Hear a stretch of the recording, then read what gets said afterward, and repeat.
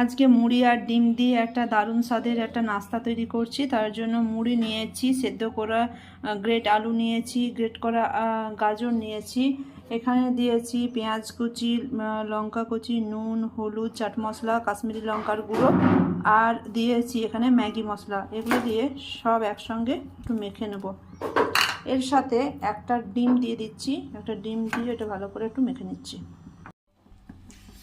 এর সাথে কর্নফ্লাওয়ার দিয়েও একটু পুরো এটা মেখে নিচ্ছি ভালো করে। ওই মুড়ি ডিমের মাখাটার থেকে দেখো এইগুলো এক একটা ফুলের পাপড়ির মতো শেপ করে নিয়েছি। এদিকে তাওয়ায় তেল দিয়ে দিয়েছি, এবারে এগুলো দিয়ে দেবো। কম আঁচে এগুলো দু পিঠটা লাল করে ভেজে নিয়ে তুলে নেব। দু পিঠটা লাল করে ভেজে নিয়েছি, এবারে তুলে নিচ্ছি। দেখো কি সুন্দর ফুলের নাস্তা তৈরি হয়ে গেছে। ভিডিওটা দেখার জন্য ধন্যবাদ।